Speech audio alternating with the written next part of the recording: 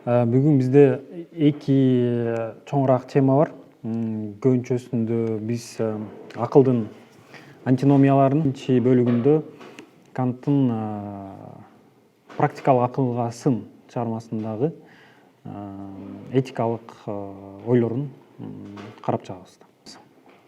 Канттын таза акылдын сынын чыгармасынын негизги максатын айттык. Акылдын мүмкүнчүлүктөрүн жана чек араларын аныктоо. Трансценденталдык дедукция бул акылдын категорияларын мүмкүн болгон тажрыйбанын мүмкүн болушунун негиздөө деп айттык. Бул трансценденталдык дедукция демек акылдын категорияларын мүмкүн боло турган тажрыйбага мүмкүн боло тургандыгын негиздөө. Бул трансценденталдык дедукция эң негизги максат ушул дедик. Демек башкача тил менен айтканда акылдын мүмкүнчүлүктөрүн жана чек араларын аныктоо.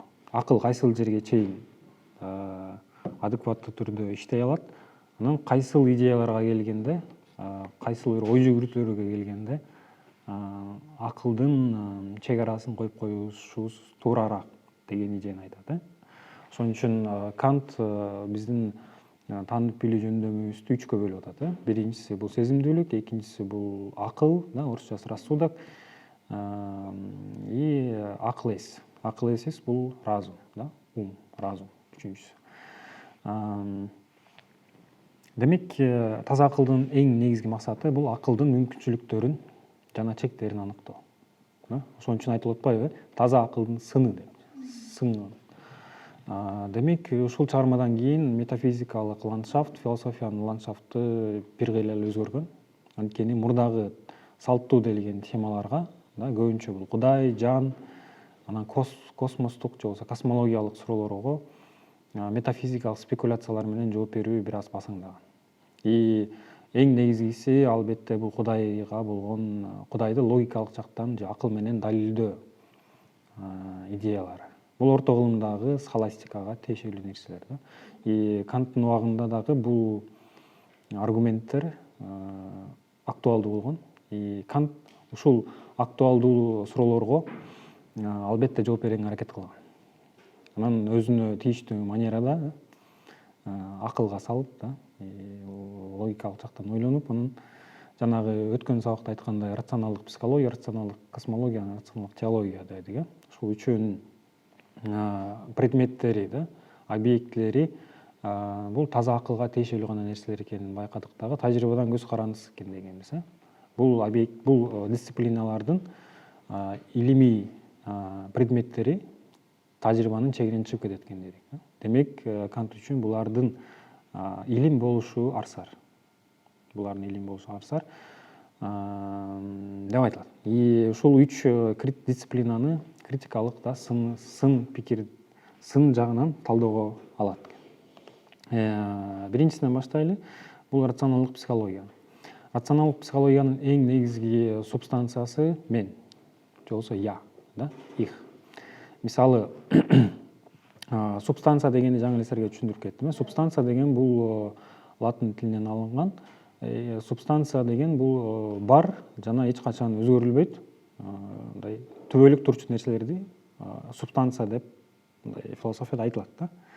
Мисалы, субстанция деп мен деп айтсак болот. Субстанция мен, мисалы, мен дегенге жан, жан бөлүнбөйт, анан жан түбөлүктүү деген эки тезисти рационалдык психология орусча айтканда допускает.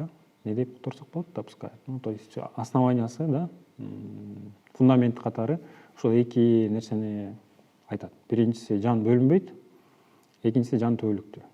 Бул мен деген нерсени, жан деген нерсени субстанция кылып салуу дегендей. Жана мен айтпадымбы? Гипостазирование.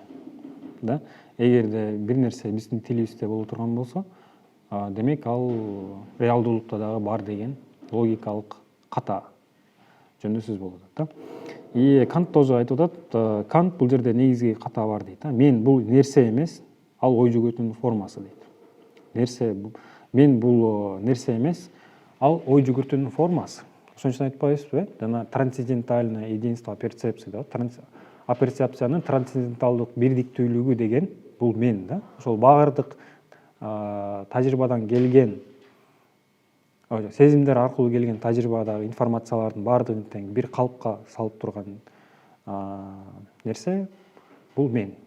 Бирок мен деген нерсе Кант үчүн бул субстанция эмес да, бул жан эмес. Бул ой жүгүртүүнүн формасы. Да? Ошончо айтпайм, бул баягы иштиктүү формасы да. Демек, мен деген нерсени Кант, я деген нерсени субстанция катары түшүнбөйт да. Ушул эң маанилүү нерсе. Бул ой жүгүртүүнүн формасы гана. Мисалы, стол жөнүндө ой менен стол бирдей эмес деп жана биз айттык.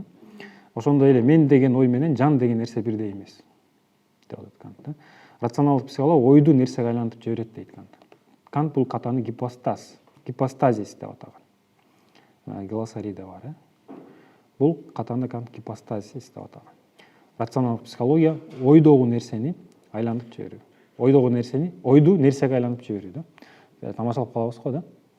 Ойдогу миллиондорду кантип реалдуулукка айлантып коебуз. Же болсо ойдогу нерсени кантип М-банкка которобуз деп. Ну, тамаша, конечно. Түшүндүк, то есть субстанция деген нерсе, анан жан деген нерсе. Демек, мен деген нерсе Канттагы дагы баардык нерсенин үстүндө турган нерсе бул ой жүгүртүүнүн формасы гана. Бирок эч качан нерсе эмес. Демек, адам эмес. Экинчи, рационалдык космология жана анын суроолору. Рационалдык космология дүйнө тууралуу төмөнкү негизги суроолорду берет. Биринчи суроо: дүйнө убакытта башталганбы же түбөлүктүүбү? Дүйнө убакытта башталганбы же түбөлүктүүбү? Дүйнө имеет время начала, либо она вечна деген суроо. Убакытта башталса качан башталган же качан бүтүш керек? Азыр кайсысында жашап атабыз да, временный горизонтторду бериш керекпизби? Же ал түбөлүктүү? Түбөлүктүү болсо анда убакыт категориясы түбөлүктүүлүккө жарабайт да. Жок, бул дүйнө бир убакытта жаралганбы, или же бул дүйнө Негизи эле барбы? түбөлүктө барбы?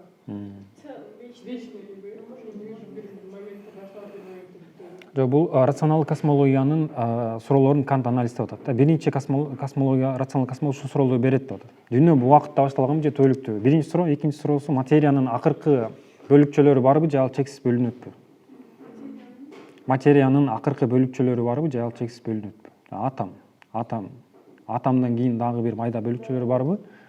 Же ал чексиз бөлүнүп кете береби? Же түпкү бир нерсеси барбы деп атат. Ошол кезде уже ачылса керек, мне кажется, да? Ну, Демокрит, антикалыктарда атом, да? Атом, А это отрицание чего-то, том делимость, да?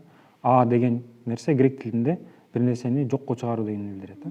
А том болсо, том деген бул бөлүнүү, да? Демек, А болуп атса, значит, мындан ары бөлүнбөйт дейбиз. Ошон үчүн атом мындан ары бөлүнбөйт деген нерсе. Мындан кийин бөлүнүп кетти, бирок бөлүнүп кеткен физикалык жагынан карай берсеңер болот, бирок философиялык жагынан бул эң акыркы бөлүкчөнү табуу идеясы да. Эң акыркы майда бир бөлүкчө, ошол эмне болот деген суроо. Үчүнчү суроо: эркиндик барбы же баардык нерсе себептүүлүк мыйзамына баш ийеби? Эркиндик барбы же баардык нерсе себептүүлүк мыйзамына баш ийеби? Бул үчүнчү суроосу. Жана төртүнчү суроосу: зарыл болгон бир нерсе барбы же баардыгы кокустукпу? Зарылдык, баардык нерсе зарылдыктан келип чыгабы же кокустук дагы барбы деген суроо. Эркиндик барбы же баардык нерселер себептүүлүк мыйзамына баш ийеби? Зарыл болгон бир нерсе барбы же баардыгы кокустукпу? Бул төртүнчүсү. Мына вот ушул суроолор философиянын тарыхында эң чоң маселелердин дагы бири болуп саналат. Эми Кант буларды койгондон кийин эң негизги кийинки термин чыгарып атат. Бул ушул суроолорго жооп бериш үчүн дейт, биздин акылыбыз тезисти дагы сунуштай алат, анан антитезисти дагы сунуштай алат.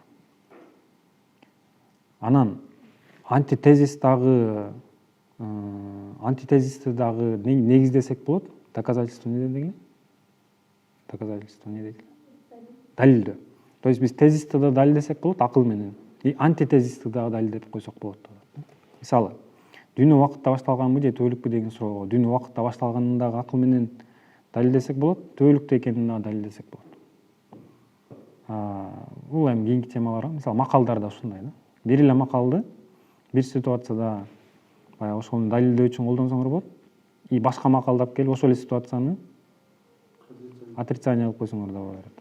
То есть акыл бир эле учурда бир нерсени далилдей алат, бир эле учурда жокко чыгара алат. Анан эң негизги термин чыгат бул жерде антиномия деген термин. Антиномия деген бул карама каршы жоопту тең далилдей ала турган принцип. Акыл эки карама каршы жоопту тең далилдей алат дейт. Антиномия бул өтө кооптуу да акылга. Эгерде акыл карама каршы нерселерди далилдей алса, анда ал өзүнө өзү каршы чыгат. Анда акыл менен дүйнөнү тааныган болбойт экен да. Бул болсо скептицизмге алып келет. Скептицизм деген эмне? Эч нерсени так билүүгө болбойт деген позиция. А бул эгерде ушул тезисти антиномияны таап алсак, анда Канттын бүт системасы кулап чөт да. Анткени акылга байлап атпайбы да. Демек акыл карама каршы нерселерди дагы бирдей деңгээлде далилдей турган болсо, анда акылга таянган билим мүмкүн эмес болуп калат. Демек антиномияны чечиш керек Кант үчүн.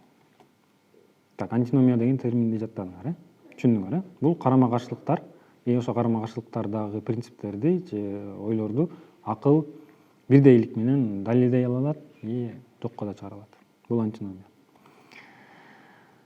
И Канттын 4 антиномиясы бар. 4 антиномиясы бар. Бул дүйнөнүн башталыш антиномиясы. Биринчи антиномия. Тезис. Дүйнө убакытта башталган. Демек, антитезис кандай болот? Дүйнө түбөлүктүү. Да. Дүйнө башталышы бар и дүйнөнүн чектери бар. Экинчи тезис. Дүйнө түбөлүктүү жана чексиз. Экинчи антиномия. Материя жөнүндө антиномия. Тезис. Материя жөнөкөй бөлүкчөлөрдөн турат. Материя, антитезис. Материя жөнөкөй бөлүкчөлөрдөн турат. И антитезис. Материя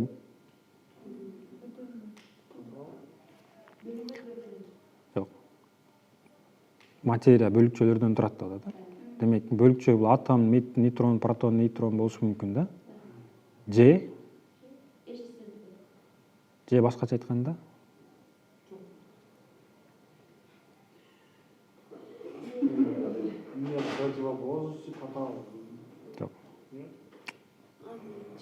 простых эмес, татаал бөлүкчөлөрдөн турат деп деле койсоңор болот да, айырмасы жок.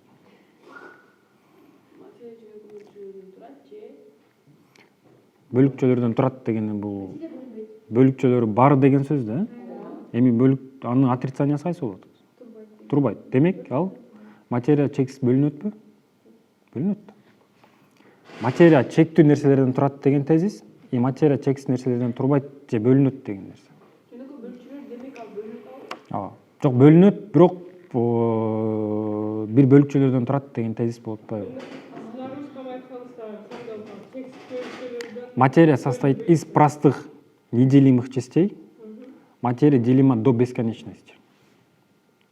Анда сиздин тиги бөлүнбөйт дегениңиз болбой калат го? Жок, бөлүнбөйт деген жок. Материя жөнөкөй бөлүкчөлөрдөн турат дедим. Материя жөнөкөй бөлүкчөлөрдөн турат. Мисалы, протон, нейтрон болушу мүмкүн да. Бөлүкчөлөрдөн турат деп атабызбы, бирок биз материя чексиздикке чейин бөлүнөт деген сөз айткан жокпуз да, туура? Бөлүнбөйт экен. Чексиз бөлүнбөйт экен, бир какой-то бир бөлүкчөлөрдөн турат экен. Түшүндүңөр, материя, тезис. Материя жөнөкөй бөлүкчөлөрдөн турат. Антитезис, материя чексиз бөлүнөт. Ошо экөө бири-бирине карама каршы келет. Үчүнчү антиномия бул эркиндик. Эркиндик себептүүлүк бар, баары табигый себептерге баш ийет. Эркин себептүүлүк бар да. Баары табигый нерсеге баш ийет. Антитезис. Жөнөкөй тил менен айтканда, эркиндүүлүгү бар, анан эркиндүүлүгү жок деген сөз. Антитезис, тезиспи? Тезис. 4-нчү антиномия. Зарыл болгон нерсе бар, анан баары кокустук. Тезис. Бардык существует нечто необходимое. Антитезис ничего нет, необходимого нет, все контингентно. Контингентно дегени бул баары кокустук деген сөз. Зарылдык, кокустук деген эки категория. Зарыл болгон нерсе бар и баары кокустук. Антиномия, тезис и антитезис. Так, 4 антиномиясы бар дедик. антиномия биринчи бул дүйнөнүн башталышы жөнүндөгү, экинчisi материя жөнүндөгү, үчүнчүсү эркиндик жөнүндөгү, анан төртүнчүсү зарыл нерсе жөнүндөгү. 4 антиномия. Эми Кант ушул антиномияларды чечиши керек да, антпесе анын баштаган проектиси пайдуу балынан кулап калышы мүмкүн. Демек, мындан кийинки идеясында Кант ошол антиномияларды чечкенге аракет кылат. Мен силерге биринчи эле антиномиясын чечкенге аракет кылдырып айтып берейин. Канттын негизги идеясы бул трансценденталдык идеализм. Бул теория боюнча мейкиндик жана убакыт сезимдик априордук формалар дегенбиз. Демек, биз көргөн дүйнө кубулуштардын дүйнөсү, то есть феномен. Ал эми чын нерсе бул нерсе өзүндө, же болбосо вещь в себе. Демек, дүйнөнү эки реалдуулукка бөлүп атат Кант. Да? Эки реалдуулукка бөлүп атабы? Биз бир эле убакта дүйнөнүн башталышы убакытта деп да элестете алабыз, бир эле учурда дүйнөнүн башталышы түбөлүктүү деп да элестете алабыз. Да? И аны кантип түшүндүрүп берип атат? Ошондо, если мир вечен, до настоящего должна пройти вечность. Но вечность, как завершенная прошедшая бесконечность, мыслится проблемно. Противоречие возникает. Да? Значит, мир не вечен, имеет начало.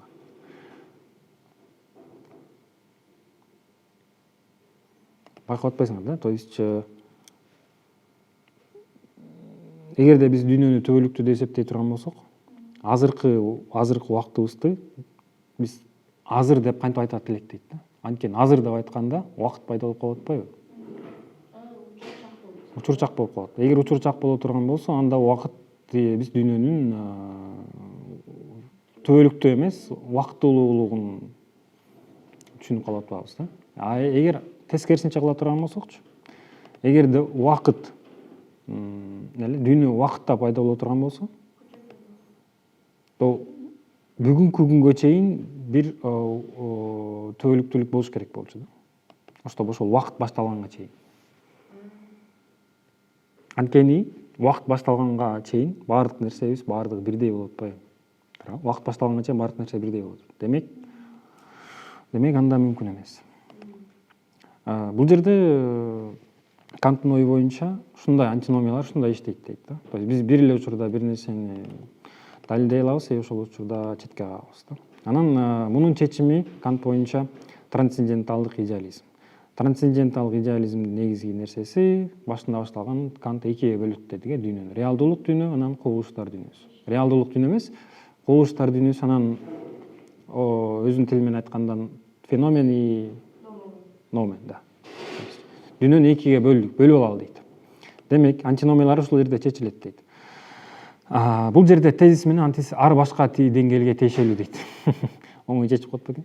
То есть, бул жерде тезис бул тиги дүйнөдө, то есть, өзү менен өзү номен. Ал эми антитезис бул эки дүйнөгө тиешелүү. Антитезис менен тезис бул эки дүйнөгө, эки катмарга тиешелүү нерсе дейт. Ошо экөөнү бири-биринен айырмалай алышыбыз керек деген нерсе. Мисалы, табият дүйнөсүндө баары себептүүлүк мыйзамына баш ийет, бирок нерсе өзүндө деңгээлинде эркиндик болушу мүмкүн. Табият дегенибиз бул феномен, да. Феномен дүйнөсүндө баардык нерсе себептүүлүккө баш ийиши мүмкүн. Бирок жана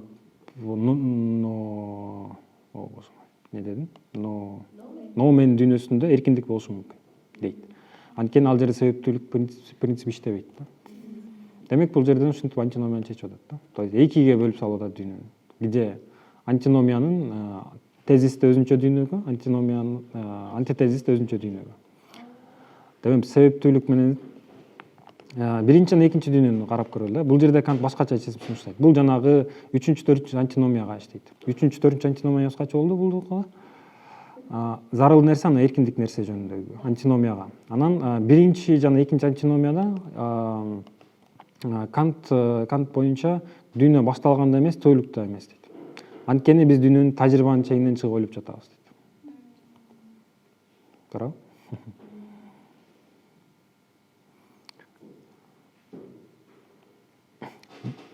Демек, биринчи, экинчи антиномияны дейт Кант биз ошол ноумен дүйнөсүнө туура эмес колдонуп атабыз дейт. То есть мы просто приписываем это, да? Анткени биз тажрыйбадан сырткаркы нерсени да түшүндүрүүгө аракет кылып атабыз дейт. Тажрыйбадан сырткаркы нерсени түшүндүргөндө дүйнөнүн башталышы дагы түбөлүктө болушу жөнүндө суроолор биз билбейбиз дейт. Анткени ал нерсе биздин тажрыйбабыздан сырткаркы нерсе. Биз аны акылыбыз менен эч качан туюнта албайбыз. То есть 3-чү 4-чү антиномияны чечсе болот. Кантип чечтик? Биринчиси дүйнөнү 2 дөңгөлөгкө бөлдүк да. Бул себептүүлүк, анан эркиндик. Себептүүлүк бул табият дүйнөсүндө болушу мүмкүн, биздин дүйнөдө. Но ноумендерде эркиндик болушу мүмкүн, потому что ал жердеги нерселерди биз билбейбиз да. Ал жерде может эркиндик барбы жокпу билбейбиз да. Бирок табигатта биз билген, биздин тажрыйбабыздагы нерседе себептүүлүк бар да. Туура? И себептүүлүк эмес, зарылдык, необходимость да. Же себептүүлүк деп деле айтса керек болот. И биринчи антиномияда, бул жерде чечим ушундай, что биз дүйнө жөнүндөгү билимдерди башталганын качан, бүткөнү качан, же түбөлүктүү же түбөлүксүз экенин биле албайбыз, анткени ал суроолор биздин тажрыйбабыздын чегинен чыгып кетет. Анан эң башкы нерсеси бүгүнкү тема Кудайдын идеясын келип чыгыш. Кантип, каяктан Кудайдын идеясы биздин акылга келип калат деген. Өткөндө айтканбыз, Кудай идеясы бул таза акылдын идеясы. Бул категория эмес. Демек, кантип Кудай идеясы келип калат. Кудай идеясы Кант боюнча таза акылдын зарыл продукциясы. Продукциясы дегенде өтө бир грубо болуп калып атат, орой, акылдын зарыл болгон нерсеси деп айтсак болот. Кудай идеясы Кант боюнча акылдын зарыл продукциясы, же болбосо зарылдыгы. Акыл дайыма, анткени акыл дайыма бардык нерсенин акыркы негизин издейт, туурабы? Акыл дайыма бардык нерсенин акыркы негизин издейт, то есть предельные вопросы. Эмнеден келип чыккан деген суроону акыл ар дайым суроо берет жана ошону издейт. Ошондуктан акыл бардык кемчиликсиздиктердин жыйындысы болгон бир абсолюттук идеяны ойлойт. Бул идея Кудай. Ошондуктан акыл бардык кемчиликсиздиктердин жыйындысы болгон бир абсолюттук идеяны издейт жана ойлойт. Бул идея Кудай идеясы. Байкап атасыңар, то есть рассудок, акыл бул категориялардын деңгээли болуп атат. Ал жерде Кудай деген категория эмес. Бирок ошол эле учурда биздин акыл эсибизде бардык кемчиликсиздиктерден өйдө турган бийик, абсолюттуу бир нерсенин болушун каалайт. И ошону издейт, же болбосо ошону ойлойт да. Демек, Кудай идеясы бул таза акылдын идеясы деп айтат Кант. Бул идея Кудай идеясы. Анан Кантка чейин Кудайдын бар экендигин далилдери болгон да. Кант үчүн үч негизги далилди талдайт. Үч негизги далил. Биринчи Кудайдын бар экендигин талдоо же далилдөө ыкмасы бул онтологиялык далилдөө ыкмасы. Биринчилерге орусчасын айтайын да. Бул классический ой жүгүртүүсү. Существование, совершенство. Без существования Бог не всесовершенен, значит Бог существует. Логикасы да, Кудай эң кемчиликсиз нерсе, бар болуу бул кемчиликсиздик, демек Кудай бар деген онтологиялык утверждение, да? Бар болуу бул кемчиликсиздикти эмне деп эсептейбиз? Кудайды биз кемчиликсиз нерсе деп эсептейбизби? Жан деп эсептейбиз, да? Бар болуу бул кемчиликсиздик.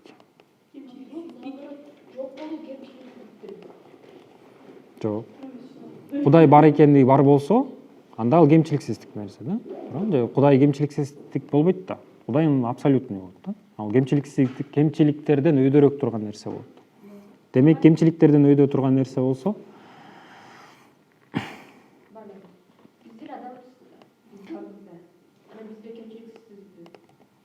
мындай кантовский критикасын айтайын да, бытие не есть реальный предикат. Бытие деген, болум деген нерсе, бул реалдуу предикат эмес. То есть бир нерсе бар деген нерсе, бул субъекттин бар болгондугун далилдей албайт.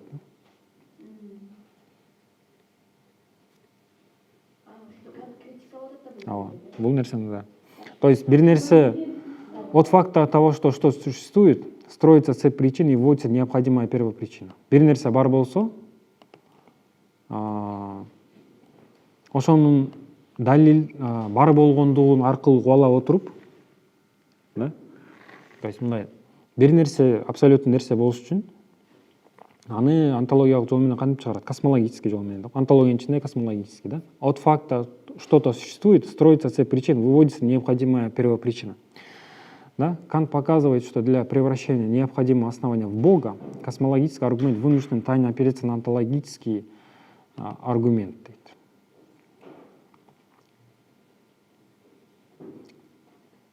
Бул реалдуу предикат эмес, да. Кант бул далилди жашыруун түрдө онтологиялык далилге таянат деп эсептейт, да. Экинчи дал физика теологиялык далил. Бул далилге шайкеш келгенде табияттагы тартипке карап бир акылдуу жаратуучу бар дейт. Кант мындай дейт, да. Бул далил дүйнөнүн архитектору гана көрсөтөт, бирок абсолюттуу Кудайды далилдебейт дейт. Табияттагы тартипке карап бир акылдуу жаратуучу бар деп эсептейт. То есть, да, табияттагы болгон идеалдуу нерсени карап, бул нерсенин жаратуучусу бар деп эсептейбиз дейт. Бирок бул дүйнөнүн архитектору экенин гана көрсөтөт, бирок аны абсолюттуу Кудай бар экенин далилдебейт дейт. Бир нерсе идеалдуу болуп атса, да, жаратылган нерсе идеалдуу болуп атса, демек анын ошол аргументтен не выводится, что Бог реально существует деген идеяны айтат, да. Алайында дүйнөнүн архитектор деген кандай түшүнсөк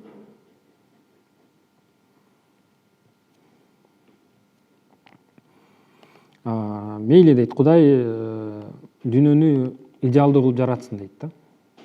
Бирок ошол идеалдуу болуп жаралтканынан Кудай бар экендигин чыгара албайбыз дейт, да, логикалык жол менен. Из-за того, что мир создан идеально, не сводится, что Бог есть.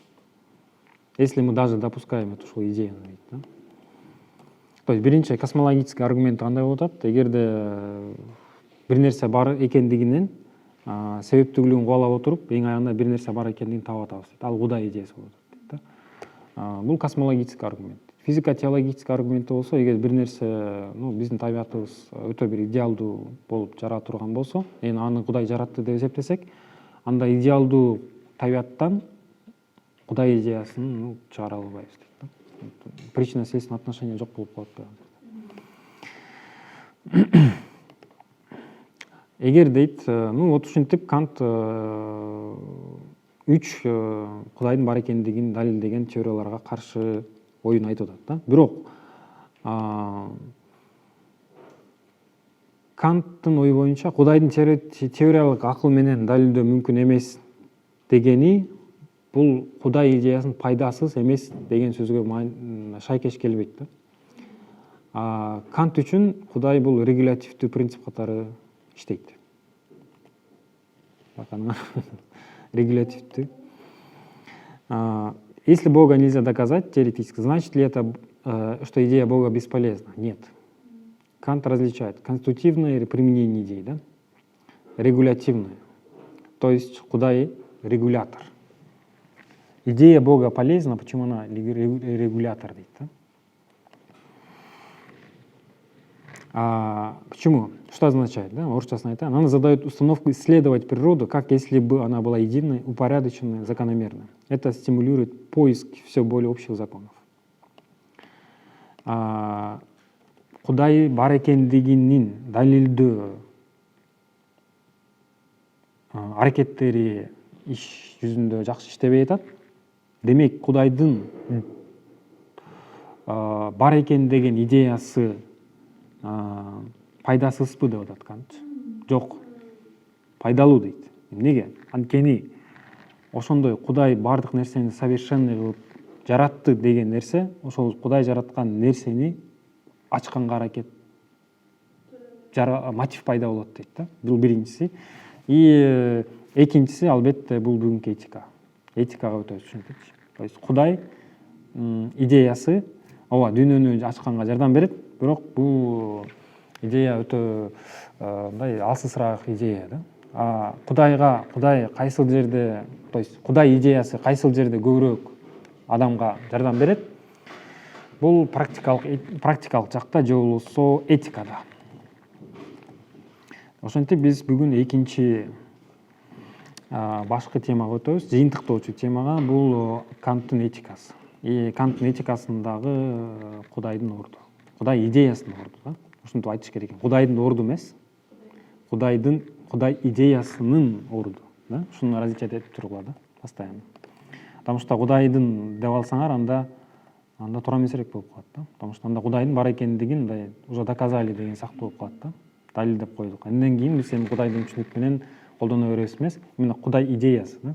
Байкап атсаңар, Кантта Кудай деген бул субстанция эмес, да? Акылдын идеясы, акыл эстин идеясы.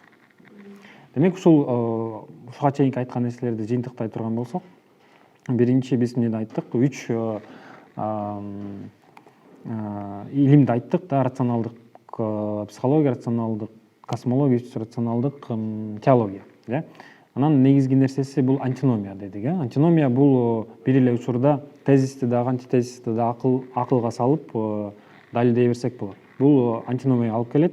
Эгерде антиномияны Кант ошол боюнча калтырып кое турган болсо, анда өзүнүн проекциясы бүт кулап түшөт фундаменти менен. Демек Кант антиномияны чечиш керек болчу да. Бизде 4 антиномия бар дедик, да. Биринчи, экинчи антиномияны Кант эмне деп чечип койду? Биз дүйнөнүн убакытта же түбөлүктө экендигин далилдей албайбыз. Анткени себеби ал нерсе биздин тажрыйбадан сырткаркы нерсе болуп калат да. Тажрыйбадан сырткаркы нерсени биз далилдей албайбыз. И үчүнчү, төртүнчүсү бул зарылдык жана кокустук, эркиндик жана зарылдык да, табигый себептүүлүк жөнүндөгүн айттык. Демек бул жерде Кант бир чечимди сунуштап атат, что номен и феномен да. Феномен дүйнөсүндө зарылдыктар болушу мүмкүн, себептүүлүк болушу мүмкүн. Ал эми номен дүйнөсүндө эркиндик болушу мүмкүн. Анткени ал жердеги нерселерди биз биле албайбыз да. Демек ал жерде мы допускаем, что там есть эркиндик болушу мүмкүн. И дагы бир нерсесин айттым. Да, себептүүлүк, негизги идеясы ушундай да, то есть дүйнөнү экиге бөлдүк, реалдуулукту. Реалдуулук дебейинчи, дүйнөнү экиге бөлдүк. Биринчиси бул феномен дүйнөсү, экинчиси бул номен дүйнөсү да. И вот эки дүйнөдө эки принциптер иштейт. Бирөөсүндө тезис иштейт, бирөөсүндө антитезис иштейт да. Экөөнү бири-биринен чагыштырбаш керек деген идея. Демек Канттын ою боюнча ушинтип антиномиялардын тагдыры чечилди да. Демек бизде антиномиялар чечиле турган болсо, акылга таянган жакшынакай билим болушу мүмкүн. Анткени биздин акылыбыз антиномияларды чечип алды. Антиномияларды чечип алды деген сөз бул дүйнөнү акылдык категориялар менен таанууга мүмкүн деген сөз да.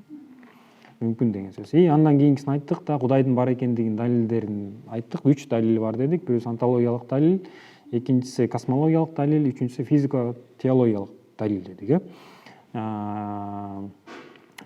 Канттык жобу боюнча биринчи жобу бул болуу реалдуу предикат эмес. Демек бир нерсе логикалык жолдон эгерде субъектке предикатты кошуп коюу менен субъекттин бар экендигин далилдөөгө мүмкүн эмес дейт да. То есть предикат субъекттин бар экендигин толук далилдөө боло албайт. Эгерде ушул нерсе космологиялык далилин айттык да. Дүйнөдө бар нерселерди кокустук десек, демек алардын себеби бар дейт. Себептердин акыркы биринчи себепке келип такалыш керек да, ал Кудай. Бирок бул жерде дагы Кант ушул онтологиялык далилге жакыныраак дейт, космологиялык далил. И физика-теологиялык далил да, табияттагы тартипке карап бир акылдуу жаратуучу бар дейбиз да. Кант мындай дейт, бул далил дүйнөнүн архитектору экенин гана көрсөтөт, бирок бул абсолют Кудай дегенди далилдебейт деген идеясы да. Бирок айттык, Кудай идеясы пайдасыз нерсе эмес, бул регулятивдик принцип катары иштейт. И көбүнчө регулятивдик функциясын биз Канттын этикасында карайбыз да. То есть ооба. Антиномия. Кайсы үч? Издейт, бирок эмне үчүн издейт деген суроо бар го? Ооба. Анткени акыл эс өзү айтып атпайбы, акыл эс баардык нерсенин түпкү тегин тапканга аракет кылат. Ошон үчүн издейт. Түпкү тегин табыш үчүн. Ооба. Түпкү тегин табыш үчүн, анан маани-маңыз издеш үчүн да. Анткени рассудок дүйнөсүндөгү карабайсыңар, ал жерде себептүүлүк баардык нерсе мындай акылга салынган нерселер да. Бирок бизде акылга салынбаган, бирок бизге өтө кызык болгон суроолор бар да. Дүйнө каяктан келген деп космологиялык суроону коюп атабыз. Баардык нерсени ким жаратты деп Кудай жөнүндө суроо коюп атабыз. Дагы маңыз көбүрөөк маңызды болот. Менин оюмча маңыз анан дүйнөнүн түпкү тегин табуу да. баардык нерсе каяктан келет деген суроого. Эң маанилүүсү ошто Кудай деген идеяны Кант сактап калды да. Кант сактап калды. И ушул жерден мисалы Кант атеист же теист деп айтса болот да. Кайсынысына кирет билбейм. Анткени бул Кудай идеясы деп атат да. Кудайды өзүн айткан жок да. Кудай идеясы деп Кудайды идеяга айландырды да. Демек Кудай идеясы болсо анда мындай бизге пайдасы тиет деп атат. Кайсыл жактан пайдасы тиет? Көбүнчө бул этикада. Анткени Кудай регулятивдик функция дейинчи, регулятивдик жагын көбүрөөк тескейт.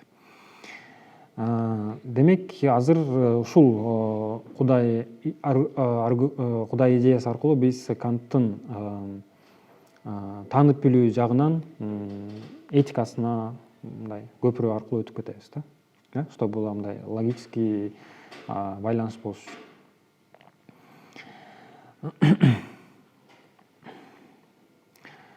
Практикалык философия негизинен көбүнчө бул иш-аракеттер жөнүндөгү Канттын ойлору. Иш-аракеттер жөнүндөгү да. Иш-аракеттер. Бирок бул жерде сөз кадимки физикалык иш-аракеттер жөнүндө сөз болуп аткан жок. Мисалы, сабакка келүү, эшикти жабуу, дарбазаны ачуу, кайра жабуу деген иш-аракеттер жөнүндө эмес. Кант колдонгон нерсе кеңири мааниге ээ дейт да. Мисалы, орусчасы поступок, кыргызчасы жоосун деп койсо болот дейт. Поступок. Поступокты кантип которобуз? Жорук, жоосун. Бизге иш-аракет, анан иш-аракет деген нерсени, анан поступок деген действие менен поступокты айырмалашыбыз керек болот да. Действияны иш-аракет деп котордук да. Ал эми жоосун деп поступок. То есть жоосун бир нерсени кылуу да. Чечим чыгаруу эмес. Жоосун деп кое берели, рабочий порядка, но понимает поступок, поступок. Анан практикалык философия негизинен иш-аракеттер жөнүндө дедик, бирок бул жерде кадимки физикалык иш-аракеттер жөнүндө эмес, да, эшикти ачуу, мык кагуу жана башкалар жөнүндө эмес. Бул поступок жөнүндө сөз болуп атат, жоосундар жөнүндө түшүнүк болуп атат. Жоосун төмөнкүлөрдү камтыйт. Биринчи физикалык аракеттер сөзсүз түрдө, айтылган сөздөр, экинчи жана үчүнчү ички психикалык же руханий чечимдер. Руханий чечимдер да. Анан адам сыртынан эч нерсе кылбай тургандай көрүнсө да, ички чечим аркылуу жоосун жасашы мүмкүн. Да, ошондойбу? Сыртынан эч нерсе кылбай туруп деле ичибизден бир чечимдер чыгарабыз да. Демек, бул дагы поступок. Жоосун же поступок дайыма Кант боюнча эрктин натыйжасы болуп эсептелет. Эрк аракеттин кыймылдаткыч күчү. Эрк деген воля, да. Поступок имеет свое начало в воле, воляда. Эрк. Жоосун дайыма эрктин натыйжасы болуп эсептелет. Эрк аракеттин кыймылдаткыч күчү. Анан бул жерден Кант каалоо менен эркти айырмалайт да. Демек, бизде жоосун болуш үчүн, да, поступок болуш үчүн анын артында бир нерсе туруш керек, туурабы? Мотивация туруш керек. Мотив болуш керекпи, да? Бир нерсе кылыштын артында бир нерсе туруш керек, да? Кант боюнча эрктин артында эле, поступоктун артында адамдын эрки турат. Бир нерсе эрк болгондон кийин анан биз чечимдерди чыгара алабыз, да? Же болбосо тигил же бул иш-аракетти кылабыз. Эрк болбосо аракеттин кыймылдаткыч күчү болуп эсептелет, да? Анан бул жерден Кант чтобы мындай татаалдашып кетпеш үчүн, же болбосо бир нерсени мындай чаташтырып албаш үчүн каалоо менен эркти айырмалашыбыз керек деп эсептейт. Каалоо бул бир нерсени каалоо гана болсо, эрк болсо ошол каалоону ишке ашыруу процесси деп айтсак болот, да. Каалоону ишке ашырганда гана жоосун пайда болот дейт. Да, каалоо бул бир нерсени каалоо гана, ал эми эрк ошол каалоону ишке ашыруу. Каалоону ишке ашырганда гана жоосун пайда болот. Ал эми андан дагы нарагыраак барып сурасаңар болот да. Эрктин өзүн эмне аныктайт? Эрк каяктан келип чыгат да? Макул эми биздин жоосундарыбыз эрктен көз каранды болуп атса, анан каалоодон көз каранды болуп атса, эрк бул биздин каалообуздун ишке ашырылышы, да. Биз бир нерсени каалап эле койсок, ал ишке ашпаса, бул акыл иш-аракетке кирбейт, да. мисалы азыр тамак ичким келип атат десем, бул менин каалоом, бирок ал ишке ашпаса, ал поступок эмес да, ал жөн эле каалоо боюнча калып калат да. Кача тамак ичким келип атканы чындык. Агай ошондо агай эрктүү да мындай түпкү негизи Ооба, эрк болуп атат. эрктин болгону мен түшүнгөн эрктин болгону моозер кишине туура келбей турат. Неге? Эрк деген эмне бул? Аракеттин кыймылдаткыч күчү эмес, а каалоо кыймылдаткыч күч эмеспи? Ооба. Жок. А. Аракеттин кыймылдаткыч күчү эмес, наоборот, каалоо аракеттин кыймылдаткыч күчү эмес. Бизде биринчи каалоо болсо, анан эрк. Ошентип эле айттым го. Каалоо бир нерсени каалоо гана болот, а эрк ошол каалоону ишке ашыруу да. Каалоону ишке ашырганда гана поступок пайда болот. Ооба, эрк маанилүү. Каалоону Кант эме болбойт. Мисалы да, адам бир нерсе жегиси келет, же болбосо ысыйт, муустайт. Анан ошол нерсени биз ишке ашырганда, да, жыргалчылык пайда болот, удовольствие. Удовольствие пайда болот. Суу чаңкап турсаңар, анан суу ичсеңер, эмне пайда болот? Жыргалчылык пайда болот да, удовольствие, да, пайда болот. Анан Кант боюнча ошол жыргалчылыктардын топтому бул бакыт деген нерсе. Бакыт деген нерсени Кант ошол каалоону ишке ашыргандагы биздин натыйжабызды айтат да. Счастье. Счастье — это есть удовлетворенное желание. Бакыт бул биздин каалоолорубуздун ишке ашышы. Бирок Кант айтып атпайбы? Биздин кыймыл аракетибиздин же болбосо поступоктарыбыздын, жоосундардын түпкү теги бул биздин каалоолор эмес. Биздин жоосундарыбыздын түпкү теги бул акыл. Акыл дейм да, эрк. Анан кийинки нерсеси акыл, жок, эрк каяктан келет деген суроо. И вот как раз акыл, эрк каяктан келет деген суроого жооп издөө бул практикалык акылдын сынынын негизги мазмуну болуп эсептелет да. Ошондо биздин кылып аткан иш аракеттерибиздин, да, моралдык жактан кылып аткан иш аракеттерибиздин түпкү теги бул биздин каалоолор эмес. Жок, бул жерден каалоолор боюнча биз аракет кыла беребиз да, бирок моралдык каалоолор, моралдык поступкалар жөнүндө сөз болуп атат да. Жөнөкөй поступкаларды ооба кыла беребиз. Бирок бизге Кантка практикалык эмес, эмне тиги желание, эмне дедим? Каалоолордон эмес, именно эркке таянган нерсе керек болуп атат да. То есть башкача айтканда, биздин моралдык системабыздын түпкү тегин адамдын каалоосун кылбайбыз деп атат. Андан башка нерсе кылабыз дейт. Анткени каалоолордун ишке ашышы бул бакытты берет деп атат да. Моралдык жана нравалык жоосундар булар бардыгы эле жоосундар эмес дейт. Нравственные поступки имеют место тогда, когда воля определяется к действию не чувственными желаниями, а разумом, причем чистым разумом.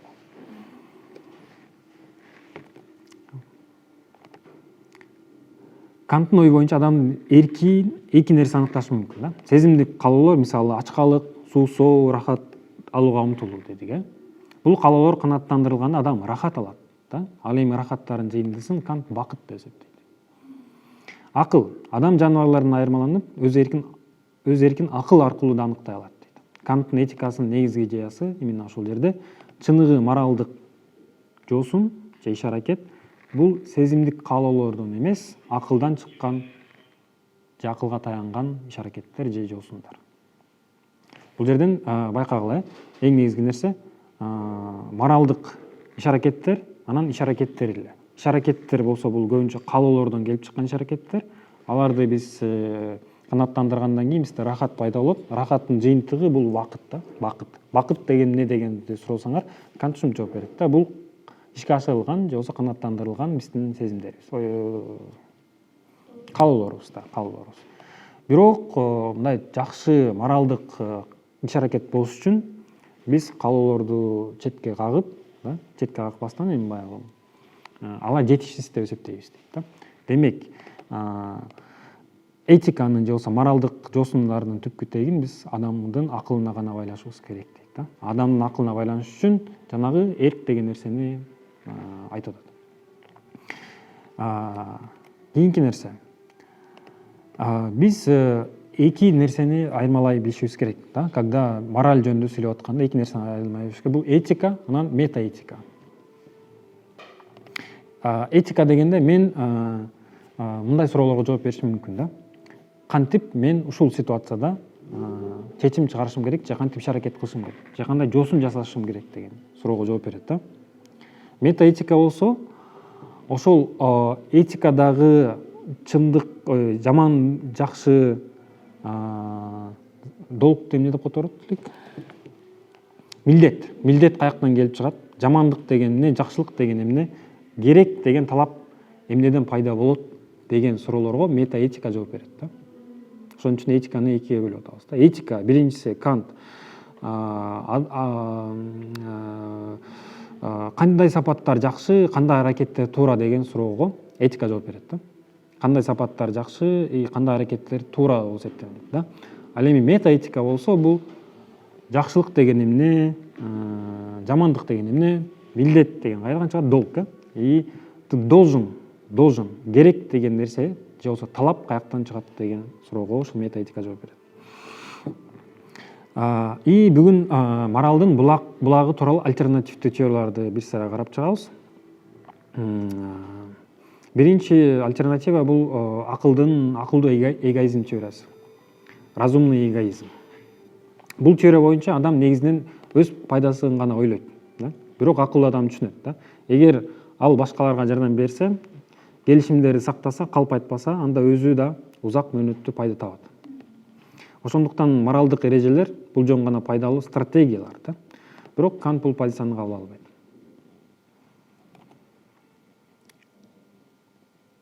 Да? Туура элеби? Разумный эгоизм деп коебуз го.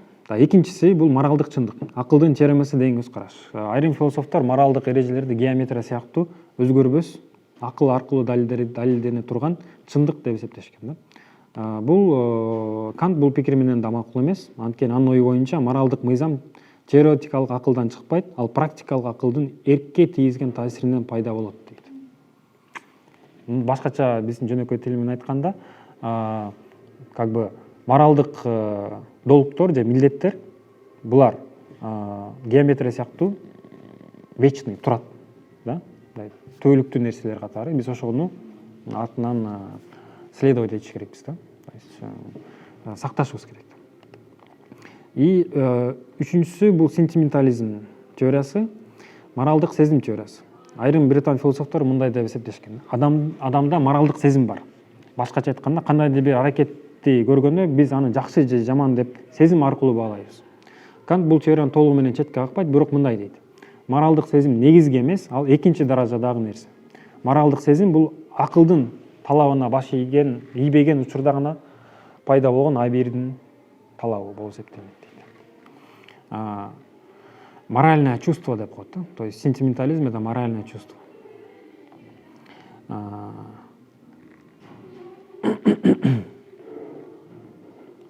И бешинчи нерсе, кайда кетип калды? Төртүнчү нерсе. Төртүнчү нерсесин айтпай эле өтө деле маанилүү эмес. Демек, үч нерсени карадык, адамдар эмнеге жакшылык кылат деген суроого жооп берип атабыз. Биринчиси моралдык эгоизм. Моралдык эгоизм боюнча биз жакшылык кылабыз, анткени себеби ошол нерсе акыр аяк кайтып келип өзүбүзгө келиши мүмкүн. Эгер биз жакшылык кыла турган болсок, эртең дайым биз ошол жакшылыкты алабыз. Демек, биздин иш-аракеттерибиздин жыйынтыгы эң айланып келип эле өзүбүзгө тиет деген нерсе да. Чындыкпы? Чындык. Экинчи нерсе бул моральды как геометрия сыяктуу кароо да. Как бы дуалга жазылган сыяктуу бир моралдык нерселер уже жазылган, биз ошол менен артынан эле жүрө беришибиз керек деген да. Анткени бул идея Кант эмнеге каршы? Анткени эң башкы нерсе моралдык мыйзамдар теоретикалык акылдан эмес, именно практикалык акылдан чыгат дейт да. Демек, практикалык акылдан чыкканы бул эркке тийгизген таасиринин аркылуу пайда болот дейт. Анан сезим теориясы, что жаман жакшы деген нерсени биз сезим аркылуу сезебиз деген нерсе да. Жаман жакшы нерсени сезим аркылуу сезебиз. Ооба. Кант бул теорияны мындай четке какпайт, бирок бул акылга салыштырмалуу экинчи нерсе болуп эсептелинет. Анан биз сүйгөн, баарыбыз билген ушул жерден Кант өзүнүн теориясын чыгарат да. Бул практикалык, категориялык императивдер. Вот категориялык императивдер вот ушул жерден чыгат да. Кант этикасынын борбордук түшүнүгү бул категориялык императивдер. Анын негизги формуласы мындай. Өз эркиңдин максимасы жалпы мыйзам боло алгандай, ала тургандай аракет кыл. Бул эмнени билдирет да? Адам өз аракетин баалоо үчүн төмөнкү суроону бериш керек. Эгер бардык адамдар ушундай кылса эмне болот? Эгер мындай дүйнө мүмкүн болсо, жосун моралдык. Эгер мүмкүн болбосо ал моралдык эмес. Мисал катары карап көрөлү да. Мындай мисал бар. Карызды кайтарбоо деген мисал бар да. Бир адам карыз алып, анын кайтарбоону чечти дейли. Анткени ал жаман адам да. Қарызды қайтарбайм деп Сен бирөөдөн карыз алдың, ал карызды кайтарбайм деп чечтиң, анткени ал жаман адам да. Анан ушул максиманы кайтарып көрөлү. егер сен біреуге қарыз берсең ошондо сага кайтарбоо болсо сага да келишмегендейди да. Да. Келесине сен жаман болосуң. Анан жанагы карызды кайтарбоону максима кылып алалы дейт да. Эгер ошол нерсени универсалдаштырсак да, баарыбызга тиешелүү кыла турган болсок, эгер баардык адамдар карызды кайтарбаса эмне болот? Жыйынтыгында эч ким карыз бербей калабы? Демек, карыз алуу да мүмкүн болбой калат. Ошондуктан бул учурда максимум өзү жок болуп кетет. Демек, ошондуктан мындай аракет моралдык эмес деп эсептегенге болбойт да. Демек, бул жерден айтып атпайбызбы да? Ушул Канттын категориялык императивин биз универсалдаштырганда, универсалдаштыруу деген эмне бул? Ушул принцип бардык жерде иштейт дегенге алып келе турган болсок, анда карызды кайтарбай турган болсок, ал жерде иштебей калат да.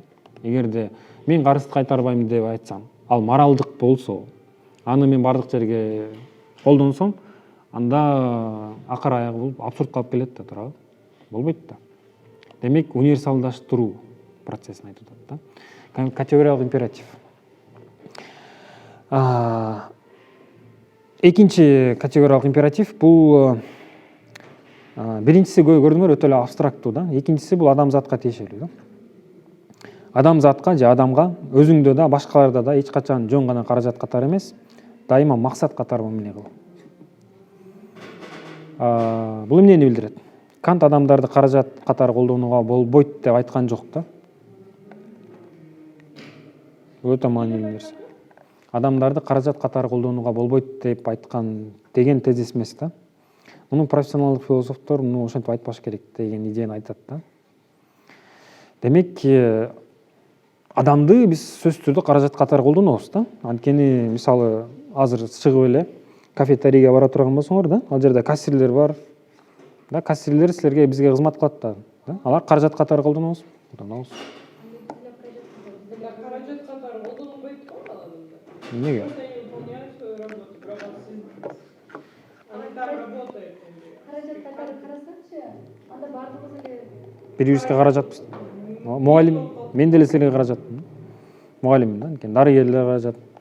Ошон үчүн айтып атпайбы? Каражат катары колдонууга болбойт дейт да. Каражат катары колдонууга болбойт деп айтпайт. Кант мындай дейт. Адамды каражат катары гана колдонууга болбойт. Адам ар дайым өз алдынча баалуулукка ээ дейт. Башкача айтканда, адамдарды сыйлоо керек, алардын бактысына салым кошуу керек. Демек мындай. Силер дагы мисалы там кафетерийге барып, кассир менен иштеше турган, там обслуживание кылып отурган болсо, тейлесе силер аны каражат катары колдоносуңарбы? Бирок качан моралдуулук пайда болот ошол жерде, когда силер адамды өз алдынча баалуулукка ээ экендигин кой беришиңер керек, биринчиси. Анан адамдарды сыйлоо керек. Кача мындай саламатсызбы деп сылык учурашып, акчаңызды туура төлөп, анан кетип атканда дагы сылык сыпап коштошуп кетүү. Уважительное отношение. Биз аны каражат катары колдонбой болобузбу? Жок. Ошондой деле колдонот. Колдонобуз, бирок айтып атпайбы, Кант деле түшүнгөн да ушулнучу. Биз жанагындай принципти айткан менен да, мындай адамзатка өзүңдө да башкаларда да эч качан каражат катары эмес, дайыма максат катары мамиле кыл деп айтканда, бул адамдарды каражат катары колдонууга болбойт деген нерсе эмес да. Анткени мындай болбойт да. Биздин дүйнөдө андай болбойт да. Биз баарыбыз бири-бирибизге каражат катары колдонобуз да. Бирок ошол эле учурда биздин моралдык действия деп качан айтабыз? Поступок деп. Биз адамдарды сыйлоо, анткени ар бир адам өз алдынча баалуулукка жана сыйууга татыктуу. Анан Канттын эң жакшы нерсеси бар. Моралдык адам бул сыйга татыктуу адам дегенчи. Сыйга татыктуу адам бул моралдык адам. Сыйга татыктуу адам. Сыйга татыктуу эмнеге адам? Анткени адамды биз эч качан каражат катары эмес, максат катары колдонушубуз керек. Анткени ар бир адамдын өз алдынча баалуулугу бар. Бирок бул идеалдуу көрүнүш да. Реалдуулукта биз андай кыла албайбыз. Бирок максимум моралдык действия болот, когда биз адамдарды сыйласак, биринчи учурда. Экинчиси алардын бакытына салым кошо алсак.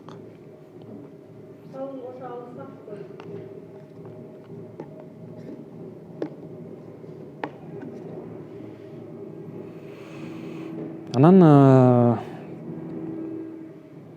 бул нерсе эмнени айтып атат? Бизге биринчи нерсени айтып атат, что жанагы 3 моралдык жосундардын мотивациясы бизге жакшы эмес дейт да. Биринчисин айттык да, бул эгоизм, экинчисин айттык бул моралдык чындык, акылдын теоремеси сыяктуу деген көз караш, үчүнчүсү бул моралдык сезим. И Кант ушул жерден жооп берип атат, что категориялык императив менин оюм боюнча дейт да. Что бул универсалдуу болуп иштей алат да бардык жерде. Анан золотое правило морали деген бар. Билесиңер? Илгертеден эле бар да. Не дейт эле? Кыргызча деле бар. Атын тотам алтын эреже. Алтын эреже. Алтын эреженин немеси кандай? Поступай так, как если бы тебе относились. Да? Сен эгерде бирөөгө жакшылык кылсаң, өзүңө дагы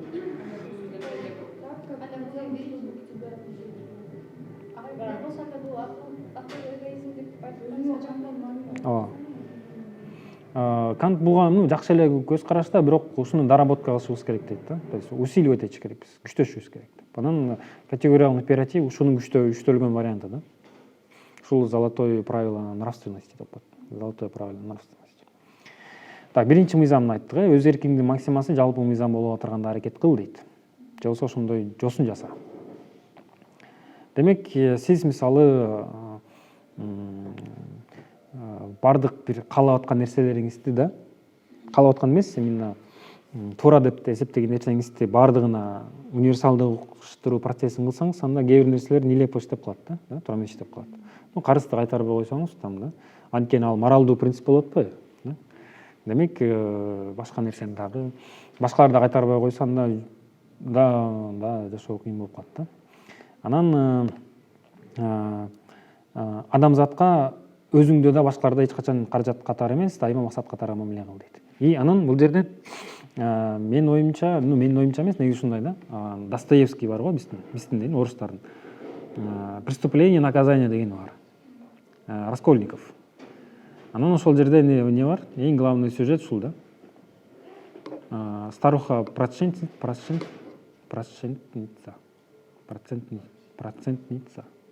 Пайызга, үстөк пайызга карыз берген кемпир.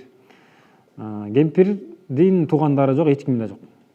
Анан Раскольников ойлойт да, мен адамзатка жакшылык кылам, то есть адамзатка эмес, ошолордон карыз алган адамдарга жакшылык кылам, эгерде мен ошол старуханы өлтүрүп салсам. Бул жерде эмне деген принцип болуп атат?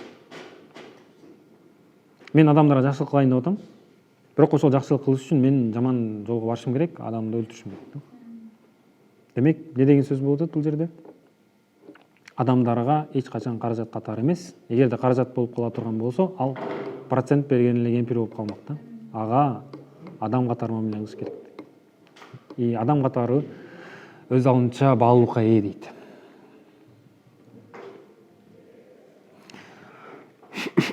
Анан дагы нарагыраак кирет, моралдык жана легалдуу жосундар дейт. Кант дагы бир айырмачылыкты айтат да, моралдык жосун бул жосун милдеттен улам жасалганда дейт. Долг аркылуу жасалганда, и легалдуу жосун жоосун пайда же коркуу себептен жасалган. Мисалы, бир адам башкаларга жардам берет, бирок өз пайдасы үчүн. Бул жоосун моралдык эмес, бирок моралга каршы дагы эмес да. Кант муну легалдуу жоосун деп айтат. Анан жогорку жакшылык. Канттын этикасында дагы бир маанилүү түшүнүк бар. Жогорку жакшылык бул бакыт менен жакшылыктын биримдиги. Жакшы адам бакытка татыктуу. Бирок реалдуу дүйнөдө мындай дайыма боло бербейт. Көп учурда тескерисинче болот. Жакшы адамдар азап чегишет. Ошондуктан Кант мындай дейт: моралдык акыл адилеттик орной турган башка дүйнөнүн бар болушун үмүт кылат. Бул жерде Кант Кудай, жандын өлбөстүгү, эркиндик деген 3 бастуулар жөнүндө айтат. Жана суроо на что я могу надеяться деп атпайбы? Эмнеден үмүт кыла алам деп атпайбы? Кант эң башында сурап атпады беле, билесиңерби? Ошол суроонун жообу ушул. Анан Канттын белгилүү формуласы. Демек, байкадыңар, то есть жакшы адам, моралдуу адам жакшылыкка же болбосо бакытка татыктуу. Жакшы. Ар бир жакшы адам бакыттуу болсун деп ойлойбузбу? Мен деле жакшылык кылып атам адамдарга, бирок негедир мындай тескерисинче болот го көп учурда. Жакшы адамдар тепселип, төбөлөнүп кала берет, ал эми шумпайлар алдыга чыгып, алдыга кете берет да. Анан кантип жакшы мындай адилеттүүлүк дүйнөнү орнотуш керек да, чтобы жакшы адамдардын, моралдык жакшы адамдар жакшы дүйнөдө жашап, анан жаман орой мамиле жасаган адамдарды мындай наказание кыла турган бир дүйнө керекпи дейт да. Анан бул жерден как раз ошо Кудай, жандын өлбөстүгү, эркиндик деген 3 постулаттан турат да. Анан эркиндик. Канттын белгилүү формуласы: эгер сен бир нерсени кылууга милдеттүү болсоң, демек аны кылууга мүмкүнчүлүгүң бар дейт да. Башкача айтканда, моралдык милдет эркиндикти талап кылат дейт. Эгер адам толугу менен табият мыйзамдарына баш ийсе, анда моралдык жоопкерчилик мүмкүн болмок эмес. Ошондуктан эркиндик бул моралдын негизги шарты. Да? Эркиндик керек. Эркиндик болбосо моралдык жоосундардын болушу мүмкүн эмес. Анткени табият мыйзамдарына баш ийип калмакпыз дагы, адам, жаныбарлар сыяктуу эле жашап калмакпыз деген нерсени айтып атат.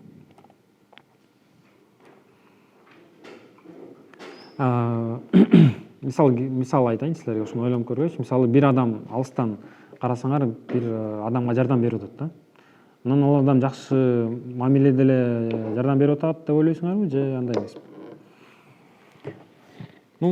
Чөйрө боюнча ооба алыстан караганда ошондой көрүнө бериши мүмкүн, бирок мүмкүн ал тигил адамга бир нерсе карыз болгондур. Ошон үчүн жакшы мамиле кылып атат да. Ошон үчүн Кант мынтип атат да, мындай жалпак тилге которгондо, биздин моралдык поступкаларыбыз дейт да. Моралдык болуш үчүн ал эгоизмдик поступка болбош керек дейт. Бирөөнүн пайда издеп, же болбосо ушул мага эртең пайда тийип калат деп жакшылык кылуу бул моралдык поступок эмес дейт. Бирок бул жаман дагы эмес дейт да. Бул бая айтып атпаймынбы, легалдуу поступкалар да. Булар мындай кылмыш эмес да. Бирөөгө жакшылык кылып атсаң, бирок эртең сага пайда тийип кала турган болсо, жакшылык кыла бер дейт.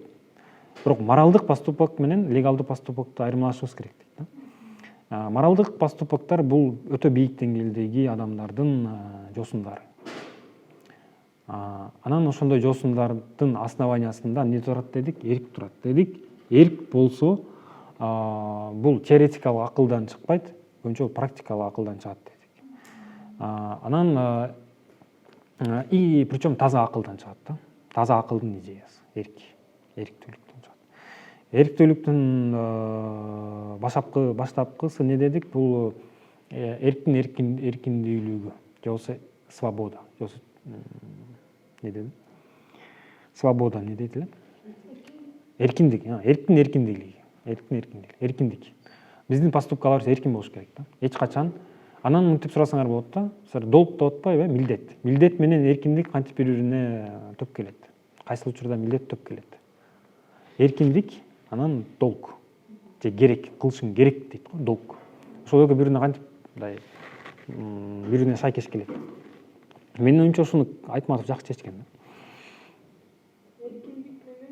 Эркиндик менен долг кантип бири-бирине? Свобода и долг, как они между собой соотносятся.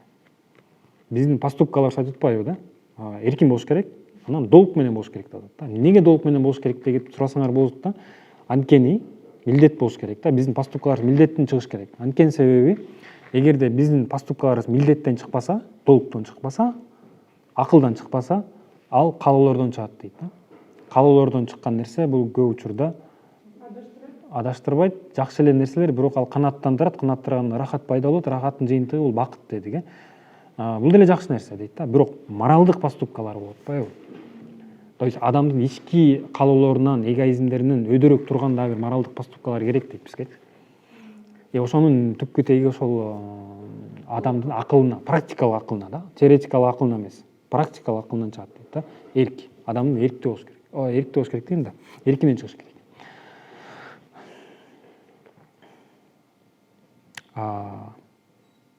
Анан эркиндик менен долг. Долгду айтып аткам мен, долг, милдет.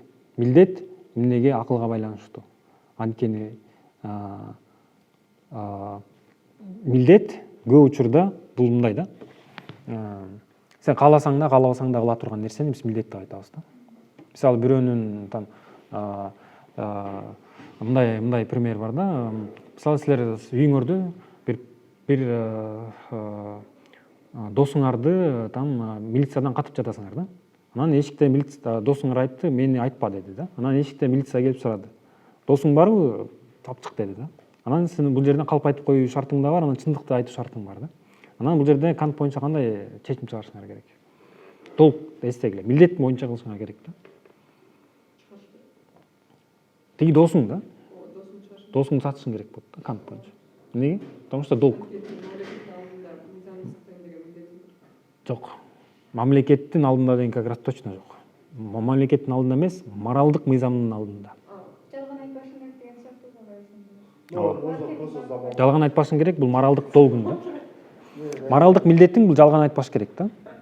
Жалган айтпа деген мисалы там мен Кыргыз Республикасынын там жараны болгон үчүн жалган айтпайтам деп айтпайсың.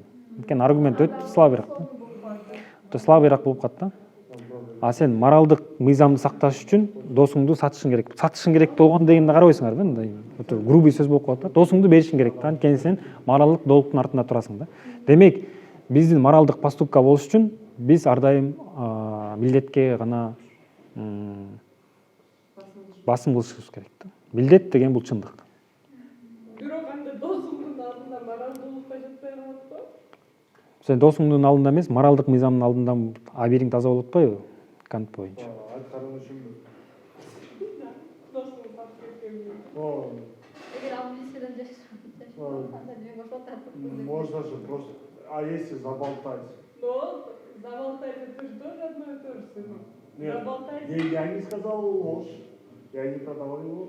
Ну, типа, я не стуканул на него. Ну, можно сколько угодно спекулировать, да? Ну, вопрос-то в том, что откуда мораль идет, да?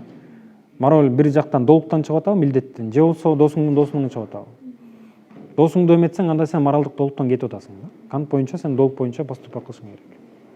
Анан бул жер жана мамлекеттик нерсе эмес да, мыйзам эмес. Мамлекеттин мыйзамы же там соттун мыйзамы эмес, бул моралдык мыйзам. Карабайсыңар, моральды мыйзамга айландырабыз деп атпайбы? Анан бул жерде мага эмнеси кызык болду? Биздин макалдар опять же да. Макалдар бир эле учурда бир поступокты оправдать этет, бир эле учурда ошол эле макалга каршысын таба алсаңар болот, ошол нерсе аны отрицать этет да. Мисалы мындай, атаңды өлтүргөн энеңди алып бер деген макал бар. Ошол эле учурда ошого каршы макал тапсаңар болот да. Аш менен урган таш менен ур десеңер болот дагы. Анан дагы мындай макал бар. Макал беле. Ошо синоним болду, мен ошо антитезис таптым келип атат да, макалдарданчы. Какайганга какайгын бирдеме кылып бергеним эмес, муштаганга муштагын бирдеме сатып келген кул эмес деген макал бар да. Бул макалбы, бирок же мындай ырбы билбейм да, но бирок ушул ситуацияда тескери иштейт да. Демек, бул жерде эмне деген сөз болуп атат? Макалдарды универсалдаштырууга болбойт да. А Кант айтып атпайбы, биз универсалдаштырабыз керек депчи. То, что ана работала визия. Универсалдаштыруу деген принцип өтө маанилүү да. То есть моралдык принциптерди универсалдаштырганда ар кайсы ситуацияда кандай иштейт дейт да. Анан ошон үчүн бул өтө абстрактуу нерсе болуп атпайбы да? Кээ бир конкреттүү ситуациялар иштебей калып атпайбы? Ошон үчүн прикладной этика деген чыккан да, кийинчерээкчи. Прикладдык этика деген бул мисалы биоэтика да. Мисалы мен биоэтикадан сабак берем да. Жанагы медицинада конкретный реальный шарттарда этика боюнча кандай чечим чыгарышыбыз керек деген нерсе да. А бул жерде Кант общий, предельный, универсальный принциптерди чыгарганга аракет кылып атат да, мыйзамдарды чыгарганга аракет кылып атат. Бирок мыйзам деген сөздү мындай условно кабыл алыш керек да, шарттуу түрдө. Бул мамлекеттик мыйзам эмес, бул моралдык мыйзам да, чтобы ана баардык жерде бирдей иштей турган нерсени айтып атат да. Анан эң негизгиси суроо, кайсыл иш аракеттерди биз моралдуу деп эсептейбиз деген суроого жооп берип атат да. Биринчиси бул эрктен чыгыш керек. Эркиндиктүү болуш керек. Эркиндикте болуш керек. Биздин чечимдерибиз эркиндикте болуш керек. Эркиндик дегенибиз ошондо бир кандайдыр бир таасирлерден улам эмес, адам өзү каалап чыгарыш керек да ошол нерсени. Экинчи нерсе ар дайым милдет менен болуш керек да. Милдеттүү түрдө болуш керек. Вот ушул эки нерсе болгондо адамды моралдык деп эсептейбиз. Моралдык адам бактылуу болгонго татыктуу. Бирок көп эле учурда бизде моралдык адамдар жакшылыкка татыктуу болуп калат дагы, четте калат. Анан ушул жерден Кант айтып атат, что Кудай идеясы ушул жерден бизге пайдалуу дейт. Анткени себеби бул дүйнө деген бүтөт, кийинки дүйнө башталат. Анан жаман адамдар сөзсүз түрдө эмне дейт? Жазасын алат да. Бул жерден адамга үмүт пайда болуп атабы? Да? Ооба, бүгүн мен жапа чегип калдым, бирок мен ички абийимди таза сактап калдым. Эч нерсе болгон жокмун. Кудай деген бар деп коебуз го, да? Шүгүр келтиребиз дейбиз го, да? Шүгүр келтиребиз, Кудай деген бар. Бир күн болбосо бир күн адам таразалап коет дейт, да? Бумеранг деп коет бизде, да? Бумеранг деп ар нерсе кайтып келет. Кыргызстан жакшы сөз бар, а?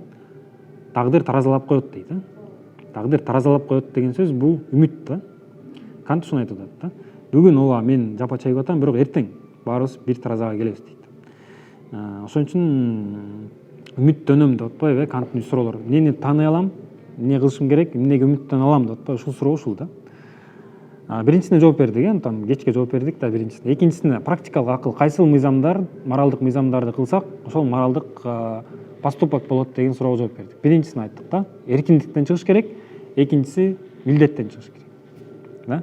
Любой ситуацияда ошо эки нерседен чыгыш керекпиз. Анан үчүнчү нерсе, эмнеге үмүттөнө алам. Кээде ушундай бир ситуациялар болот, что биз акырет неме деп коет го кыргыздар. Алсыз адам акыретчил деп коет. Жакшы сөз да. Алсыз адам акыретчил деп коет. То есть бардык нерсени акыретке, да, такап коет да, что бүгүн болбосо эртең Кудай силердин жазаңарды өрөт дейт да. Бул бир нерсеге үмүттөнүү, что акыйкаттуулук, адилеттүүлүк бүгүн болбосо эртең орнойт деген үмүт да. Адамдын үмүтү эч качан мындай үзүлбөйт экен да. И көбүнчө ошол кыргыздар айтмакчы, алсыз адам акыретчил деп коет. Менин оюмча Канттын морали албетте, конечно, мындай эгер силер моралдык теорияны кечке окуй турган болсоңор, противоречияларды, карамаштыктар табасыңар да, толтура. Бирок в целом, да, Канттын системасы практикалык жагысын, моралдык жагы жакшы эле. И вопрос универсалдаштыруу принцибинде болуп атат да, что моралдык принципти, моралдык высказыванияны, да, биз универсалдаштырып атабыз, чтобы ана баардык жерде иштей тургандык. Анан экисин айттык, адамга ар дайым каражат катары эмес, максат катары мамиле кылышыбыз керек. Эмнеси жаман? Жакшы эле, жакшы эле. Сый мамиле кылгыла, сыйга татыктуу болгула дейт. Анан Канттын к вечному миру деген чыгармасы бар. Түбөлүк тынчтыкка карай депчи. Ошол жерде ушуну айтат да.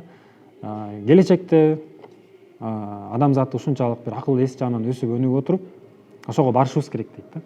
Барып отуруп, анан мындай адамдын эмгегин жебеген адилеттүү коомду курсак болот дейт.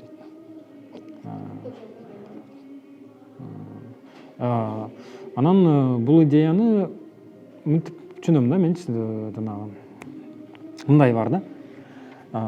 Кант эмнеге адамдын ички жан дүйнөсүнө көп маани бербей атат, байкадыңарбы? Ички жан дүйнө жок бул жердечи. Бул моралдык мыйзам сырткы да.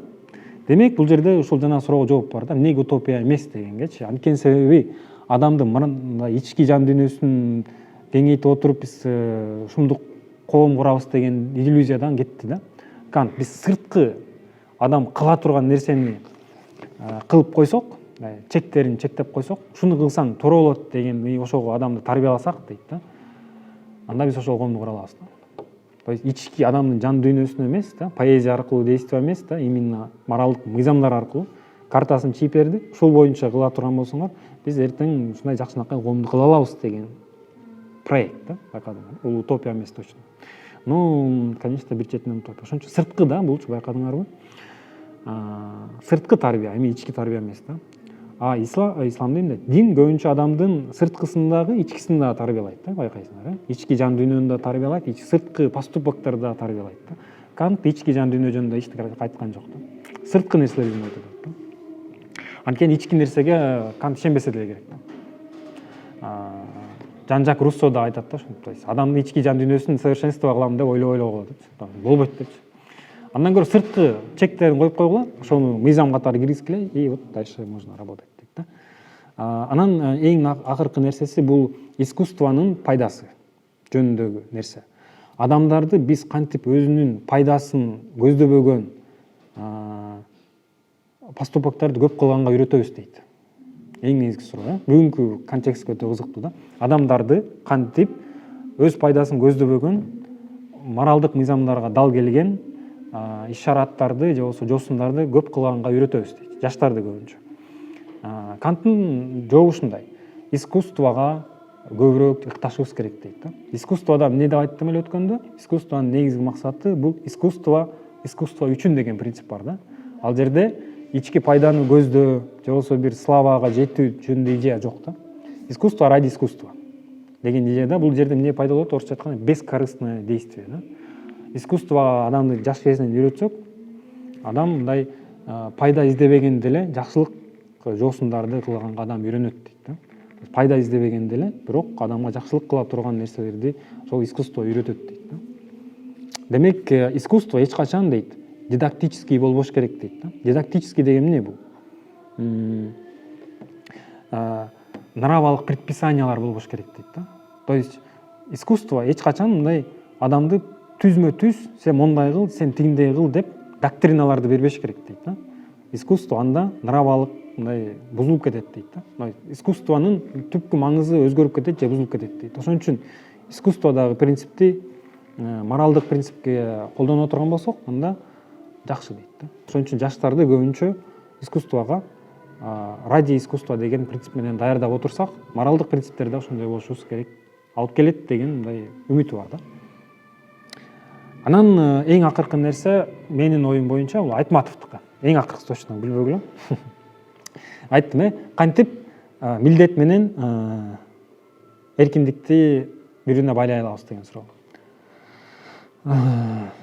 Менин оюмча ушуну Айтматов жакшы тапкан, Айтматов өзү тапкан, башкаларына кирбей эле коеюн, Айтматовдун айтып берейин. Менин оюмча Айтматовду мен изилдеп отуруп ушуга келдим да. Айтматовдо дагы биринчи милдет бар. Айтматов айтып атпайбы, адамга күн сайын адам болуу.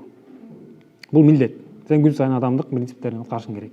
Долгторун, кайсы долгторун айтпайт да, бирок, предполагается, что бир милдеттерибиз бар адам боло турганчы. И күн сайын ошону аткарышыбыз керек.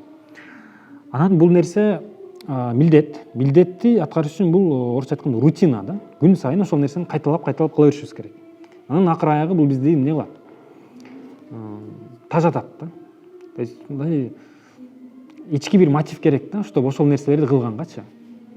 Кайрадан адамдарга жакшылык кыла бериш үчүн адамдын ичинде бир мотив керек да. Анан бул эмне болгон мотив деп ойлойсуңар? Канттыкы бул эркиндик да. Айтматовдуку сүйүү, менин оюмча. Адам сүйгөндө анын действиясы, анын жоосундары бир ички пайданы көздөй болбой калат да. Бул сүйүү ради сүйүү да. Сүйүү үчүн. Ошол себептен адам, когда сүйүп калган учурда, жакшылыктарды кылат, сүйгөн адамына да, башкаларга дагы, анткени сүйүү аркылуу кылган азап тозок болбой калат да. Жана моралдык милдеттер азап тозок болбой калат да. Алар рахат менен кылына турган нерсе болуп калат. Муну мен мындай голословно эле айткан жокмун. Бул менин оюмча кылымга артар бир күндөгү текстинин жыйынтыгы да, менин оюмча. Казангап же болбосо Эдигей жакшы адам, жакшы моралдык жосундарды кылат, бирок жашоосу ушунчалык татаал, эч бир мындай жыргап кеткен деле жашоосу жок. Бирок ошол учурда ал жакшы адам боюнча кала берет ар дайым. Биринчиси эмнеге? Бул структурага байланган, менин оюмча. Структурага байланган эмнеге? Бул мифке байланган да. Миф ошондой жакшылыктарды кыла бер деп айтат да. Кылышың керек. Анткени мисалы Казангап каза болуп калды, Казангапты сен көмүшүң керек. Эмнеге көмүшүң керек? Анткени сен досуңдун алдында сен өлгөндө ошол ана бейитке апарып көмөм деп убада бергенсиң биринчи. Анан эмнеге ана бейитке көмүшүң керек деген суроого келгенде ал жерде мифтик жооп берет да. Анткени ошол жерде качандыр бир жылдарда Найман ананын каза болгон. Демек ал топономия, жер сакралдуу болуп кеткен да. Демек жөнөкөй адамдар да ушул жака барып жатса жакшы деген нерсе. И экинчи нерсе бул сүйүү. Казан тиги Эдигей өзүнүн аялын дагы сүйөт, бул үкү баланы. И Зарипаны дагы сүйөт да. Демек бул сүйүү өтө күчтүү. Анан бул Эдигейге ички күчтү берет да. Чтобы ошондой кыйын татаал жашоодо дагы жашоону уланта берүү боюнча. Бул сүйүү да.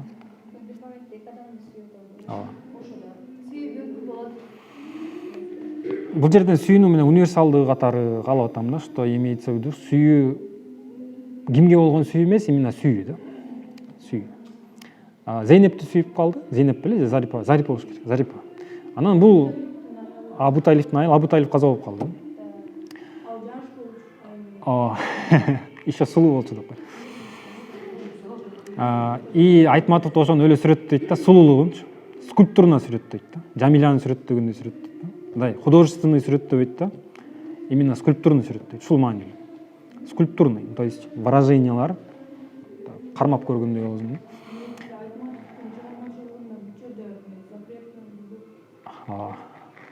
Ооба бул кылым карытар бир күндө эле эмес да. Бул жанагы кыяматта да бар. Кыяматта дагы бостон өзүнүн койчусу каза болуп калат дагы, койчусу Арзымат беле. Койчусунун аялын сүйүп калат дагы, и ошону аял кылып алып алат да. Сүйбөй тура алалы. Менимче сүйүп эле алса керек. Ну, мүмкүндүк болушу мүмкүн. Сүйбөсө албаса керек. Жок, өзүнүн аялы өлөткөндө ошондой. Өзүнүн аялы каза болуп калат. Жери андай жок болчу. Бул көбүнчө ошо моралдык жакшылыкка алуу дейм. Ну, андан кийин сүйүп калса мүмкүн. Бирок бул жерден бостонду бул сүйүү сактап калбайт, байкайсыңарбы? Эң аягында баласы каза болуп калгандан кийин, баласын өлтүрүп кеткен, урдап кеткенден бостонду атып салат да, Базарбайды. Демек бул жерде сүйүү дагы адамды өлүмдөн сактап кала алган жок да. Демек бул жерде сүйүү да сиз айткандай, может быть, Эдигейдикиндей сүйүү болушу мүмкүн эмес да. Демек сүйүү мисалы Арсен Саманчинди сактап калат. Бул жана кылым тоолор кулагандагы эң акыркы чыгармасындагы каарман да. Арсен Саманчиндин да биринчи сүйүүсүнөн кургалат да, Айдайдан. Анткени Айдайы шоу бизнестеги крутой адам сүйүп кетип калат да. Өзү опера ырчысы болот. Анан Арсен Саманчин мен муну жылдыз кылам деп жүрсө, тиги эстрадага өтүп кетет да. Анан азап чегип жүрсө, Элес деген бир кызга жолугуп калат да. Анан ага чейин Арсен Саманчин өтө бир суицид дегенде ойлор болот да. Бирок Элеске болгон сүйүүсү адамды мындай суицидтен сактап калат да. Бирок баары өлүп калат, конечно. То есть сүйүү менин оюмча ошол адамдын действиясын да ички мотивация менен толтура турган бул сүйүү да. И сүйүү адамды жаман нерселерден да сактап калышы мүмкүн да. Но вопрос, конечно, сүйүү түртүшү да мүмкүн, но сактап калышы да мүмкүн. Сүйүүнү как бы тоже детализировать этип кетсе, анда сүйүү болбой калат го, билбейм.